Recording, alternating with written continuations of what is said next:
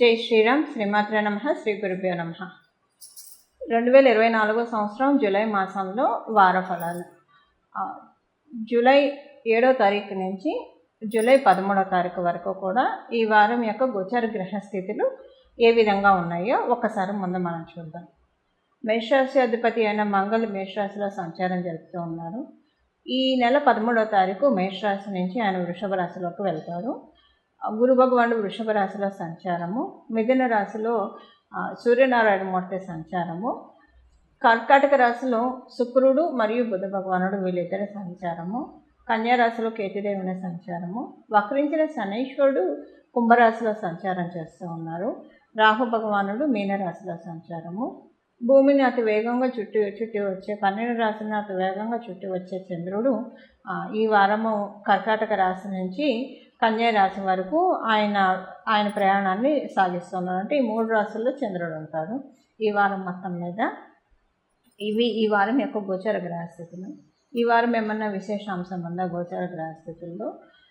మరియు ఈ వారము ఏ పరిహారం చేసుకోవాలి, అసలు ద్వాదశ రాశుల వాళ్ళకి ఎలా ఉంటుంది, ఇదంతా కూడా మనం ఒకసారి చూద్దాము.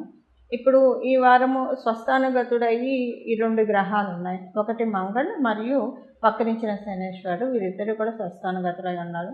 పోయిన వారం దాకా బుధ భగవానుడు మిథున రాశిలో స్వస్థానగతుడై ఉన్న ఇప్పుడు ఆయన మిథున రాశి నుంచి బయటకు వచ్చేసారు. ఈ వారం యొక్క స్పెషల్ అంశం ఏంటంటే శుక్ర భగవానుడు కర్కాటక రాశిలో సంచారము. ఎందుకు కర్కాటక రాశిలో సంచారం అంటే ఎప్పుడైనా 4th హౌస్లో శుక్రుడు ఉంటే కనుక చాలా మంచిది. అంటే కాలపురుషుడు కుండలిలోంచి మీ జన్మజాతకంలో కూడా 4th హౌస్లో శుక్రుడు ఉంటే చాలా మంచిది. అంటే ఇంట్లో కొంతమంది చూడండి, ఇంట్లో చాలా రిలాక్స్డ్గా ప్లెజెంట్గా చిల్ అవుతూ ఉంటారు. కొంతమంది ఇంటికి వెళ్ళాలంటే అబ్బా ఎందుకు వచ్చిందిరా భగవంతుడా ఇప్పుడు ఇంటికి వెళ్ళాలా అన్నట్లు బాధపడుతూ ఉంటారు. సో అక్కడ సిచ్యువేషన్స్ డిఫర్. ఎవరికైతే 4th హౌస్లో రాహు ఉంటారో వాళ్ళకి ఇంట్లో ఎప్పుడు ప్రశాంతంగా ఉండదు, వాళ్ళకి ప్రశాంతంగా ఉండదు, వాళ్ళ చుట్టూ ఉన్న వాళ్ళకి కూడా ప్రశాంతంగా ఉండదు. అలా ఇంట్లోంచి ఎప్పుడు బయటపడదామా అని చూసేట్లో ఉంటాయి వాళ్ళకి పరిస్థితులు. కానీ శుక్ర భగవానుడు ఎవరికైతే శుక్ర భగవానుడు చతుర్థంలో ఉన్నా లేదా గురు భగవానుడు చతుర్థంలో ఉన్నా, గురు భగవానుడు చతుర్థంలో ఉంటే అందరూ వీళ్ళ దగ్గరకు వస్తారు. వీళ్ళని అయస్కాంతంలాగా అందరిని అట్రాక్ట్ చేస్తారు. వీళ్ళు బిజినెస్ ఇంట్లోంచి పెట్టుకుంటే చాలా ఫాలోయింగ్ ఉంటుంది, అంటే జనరల్గా చెప్తున్నాను. అలాగే శుక్రుడు ఇంట్లో ఉంటే కంఫర్ట్స్ ఎక్కువగా ఉంటాయి అన్నమాట. వీళ్ళు ఇంట్లోంచి బయటకు వెళ్ళడానికి ఎక్కువ ఇష్టపడరు. వెళ్తారు కానివ్వండి, ఎక్కువగా ఇంట్లో హాయిగా రిలాక్స్డ్గా ఉండడానికి ఇష్టపడతారు. ఇప్పుడు ఇదంతా ఎందుకు చెప్తున్నానంటే కాలపురుషుడి కుండలిలోంచి 4వ స్థానమైన కర్కాటక రాశిలో శుక్ర భగవానుడు సంచారం చేస్తున్నారు. అంటే ఇది అందరికీ కూడా మీ జన్మజాతకంలో శుక్రుడు చతుర్థ స్థానంలో ఉన్నా లేకపోయినా, లేదా చతుర్థ స్థానం మీద దృష్టి పెట్టినా లేకపోయినా, కాలపురుషుడు కుండలిలోంచి ఆయన చతుర్థ రాశిలో ఉన్నారు కాబట్టి అది కూడా ఎఫ్లిక్షన్ లేకుండా, అంటే అక్కడ మళ్ళీ రాహు కేతువు కుజుడు వీళ్ళెవరు అలా కలవకుండా, శనేశ్వరుడు ఇలా ఎవరు లేకుండా, ఎఫ్లిక్షన్ లేకుండా బుధ భగవానుడితోటి కలిసి ఉండడం చాలా మంచిది.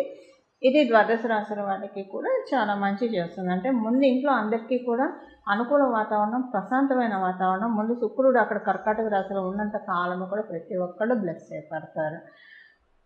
అలానే ఇంకోటి ఏంటంటే బుధ భగవానుడితో కూడి ప్రత్యేకించి ఇంట్లో వ్యాపారం చేసే వాళ్ళకి ఇది చాలా మంచి టైం.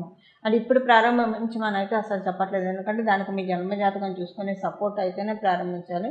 బట్ ఆల్రెడీ ఎప్పటి నుంచో చేస్తున్న వాళ్ళు ఉంటారు కదా, ఇంట్లోంచి వర్క్ ఫ్రమ్ హోమ్ చేసేవాళ్ళు, అంటే ఉద్యోగస్తులైనా లేదా ఇంట్లోంచి బిజినెస్ చేసేవాళ్ళు, వీళ్ళకైతే ఇంకా చాలా మంచి చాలా అంటే చాలా మంచి పీరియడ్, బాగా కలిసి వస్తుంది ఈ వారము.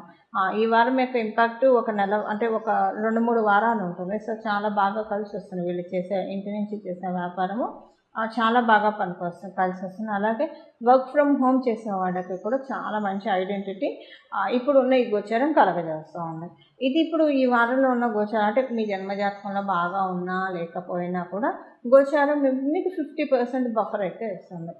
మీ జన్మజాతకం బాగా ఉంటే ఎక్కువగా మార్పులు ఉంటాయి, చాలా మంచి మార్పులు ఉంటాయి. అంటే మీ జన్మజాతకంలో బాగుంటుంటే సపోజ్ మీకు జన్మజాతకంలో చతుర్థంలో గురుడు ఉన్నాడు అనుకోండి, లేదా శుక్రుడు ఉన్నాడు అనుకోండి, ఇది చాలా అంటే చాలా మంచి ట్రాన్సిట్. అందరికీ వచ్చే యోగం కంటే డబుల్ బనాన్స్ ఎలాగో మీకు వస్తుంది. అంటే అంత బాగా మీకు మంచి ఫలితాలు ఉంటాయి. ఇంట్లో ప్రశాంతత, మీరు ఇంటి నుంచి వ్యాపారం చేసేవాళ్ళైనా వర్క్ ఫ్రమ్ హోమ్ చేసేవాళ్ళైనా చాలా మంచి లాభాలు వస్తాయి మీకు. ఆ విధంగా గోచారంలో ఇప్పుడు ఈ స్పెషల్ అంశం అనేది చోటు చేసుకుంటుంది. ఇప్పుడు మనం ద్వాదశ రాశుల వాళ్ళకి ఎలాంటి ఫలితాలు ఉంటాయి, చేసుకోవాల్సిన పరిహారం ఏంటి, ఇవన్నీ మనం ఒకసారి చూద్దాం. అంటే మీ జన్మకుండలిలో యోగం ఉన్న లేకుండా ఎలాంటి ఫలితాలు చేసుకోవాలి, ఇది ఒకసారి మనం పరిశీలిద్దాం. వృషభ రాశిలో పుట్టిన వాళ్ళకి కమ్యూనికేషన్ వైజ్ చాలా బాగా ఉంటుంది. అందరితోటి చాలా స్వీట్ రిలేషన్ మెయింటైన్ అవుతుంది. ఆత్మవిశ్వాసం బాగా ఉంటుంది. కంటికి సంబంధించిన ఇబ్బందులు ఏమైనా ఉంటే అవన్నీ కూడా తొలగిపోయే శుభ సమయం అని కూడా చెప్పాలి. అందరితోటి చాలా మంచి రిలేషన్ అయితే డెఫినెట్గా మెయింటైన్ అవుతుంది. కుటుంబంలోని వాళ్ళతోటి ప్రత్యేకించి ఎక్కువగా మాట్లాడతారు, ఎక్కువగా కమ్యూనికేట్ అవుతారు. మీకు మీ కుటుంబ సభ్యులకి మధ్య ఏమైనా గ్యాప్స్ ఉంటే అవన్నీ కూడా చక్కగా ఫిలప్ అయ్యే శుభ సమయం. మీ తండ్రి గారికి మంచిది మీ జాతకరీత్యా. మీ తండ్రి గారికి అని కాకపోయినా మీరు పనిచేసే చోట మీ పై అధికారులతోటి అనుకూలతలు ఎక్కువగా ఉంటాయి. అలాగే ఏదైనా ఒక మంచి అదృష్టకరమైన సంఘటన జరగడానికో ఒక మంచి స్వీట్ న్యూస్, గుడ్ న్యూస్ వినడానికి అవకాశం చాలా చక్కగా ఉంది. ఇవి వృషభ రాశి వాళ్ళకి ఈ వారం యొక్క ఫలితాలు. చూసారు కదండి, మీ రాశి వాళ్ళకి ఎలాంటి ఫలితాలు ఉంటాయో. ఇప్పుడు దీనికి చేసుకోవాల్సిన పరిహారం మనం చూద్దాము. శుక్రుడు బాగా బ్లెస్ చేస్తూ ఉన్నారు. అన్ని గ్రహాల్లో, నవగ్రహాల్లో ఎక్కువగా బ్లెస్ చేసేది ఈ వారం శుక్రుడు మరియు బుధుడు. కాబట్టి మీరు విష్ణు సహస్రనామం వినడము లక్ష్మీ అమ్మవారికి ప్రీతికరము.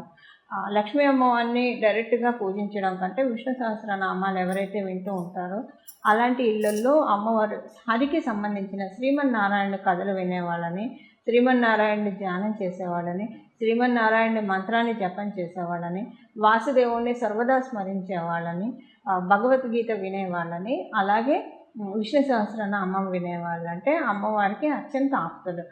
ఇలా మీరు కనుక చేసుకుంటే చాలా బాగా ఉంటుంది. ప్రతిరోజు స్త్రీ సూక్తం, పురుష సూక్తం ఈ వారం రోజులు వితౌట్ ఎనీ ఫెయిల్, అంటే ఆడవాళ్ళైతే సూక్తం చదవకపోవడం మంచిది, మగవాళ్ళు చదవండి లేదా వినొచ్చు. ఇప్పుడు ఎవరైనా వినొచ్చు, చక్కగా వినడానికి ప్రయత్నించండి. ప్రతిరోజు లేవంగానే 3 సార్లు పురుష సూక్తం, 3 సార్లు స్త్రీ సూక్తము. ఇలా చేయడం వల్ల శుక్రభగవానుడు చతుర్థ స్థానంలో ఉంటూ మీకు చాలా చక్కటి యోగాన్ని కలిగిస్తారు. అలానే లక్ష్మీ అమ్మవారికి సంబంధించిన కనకదార స్తోత్రాన్ని, ఎందుకంటే బుధ భగవానుడు ఉన్నాడు కాబట్టి ఇక్కడ ప్రత్యేకించి ఈ రెమెడీ అయితే అస్సలు మిస్ అవ్వకండి. ప్రతిరోజు ఉదయాన్నే మీరు లేవగానే స్నానం చేయగానే కనకదార స్తోత్రాన్ని 3 సార్లు చదవడము లేదా 3 సార్లు వినడము చేయండి. వితౌట్ ఎనీ ఫెయిల్ ఈ వారం అంతా కూడా త్రూఅవుట్ దిస్ వీక్. ఎందుకంటే ఇక్కడ లక్ష్మీనారాయణ యోగం ద్వాదశ రాశుల వాళ్ళకి ఏర్పడుతుంది. బుధుడు శుక్రుడు వీళ్ళిద్దరి కలయిక వల్ల. బుధుడు ప్రకృతికి సంకేతం కాబట్టి శుక్రుడితో కలిసి ఉన్నాడు కాబట్టి ఉసిరికాయ కూడా మనకి ప్రకృతి మాత నుంచి వచ్చింది. ఇక్కడ ఉసిరికాయ మనకి తెలుసు కదా, కనకదార స్తోత్రం అసలు ఎందుకు వచ్చిందో మనందరికీ తెలిసి ఇది చెప్పక్కర్లేదు. ఒక బేద బ్రాహ్మణురాలు కనక శంకరాచార్యులు వారు వెళ్ళి భౌతి భిక్షాం దేహి అని అన్నప్పుడు ఒక వృద్ధ బ్రాహ్మణ స్త్రీ ఆవిడ దగ్గర ఏం లేకపోతే ఎండిపోయిన ఉసిరికాయ వేస్తుంది. దానికే శంకరాచార్యులు వారు చేసిన స్తుతికి అమ్మవారు కనకదారగా బంగారు ఉసిరికాయని కురిపించింది. అలాగా ఇప్పుడు కనకదార స్తోత్రం చాలా ఆప్ట్గా ఉంటుంది. మీరు ఇన్నాళ్ళు చేసుకున్నా ఇప్పుడు చేయడం వల్ల నిజంగా ఫలితాలు మీరు తీసేసుకుంటారు. అంటే ఒక్కొక్క స్తోత్రానికి కాలబలం, దైవబలం చాలా బాగా ఉన్న సమయం, అమృత గడియలు జరుగుతూ ఉన్న సమయం ఈ సమయము.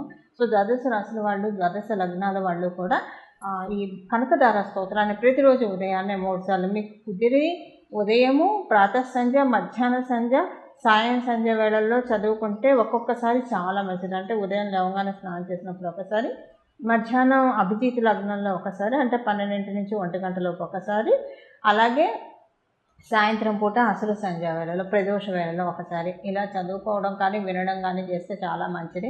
పొద్దున మీరు స్నానం చేసి విన్నప్పుడు చదివినా, మీరు ఆఫీస్లో ఉన్నా, మధ్యాహ్నం పూట ఎక్కడున్నా కూడా మీరు చదవచ్చు, వినొచ్చు. ఇది చేయండి.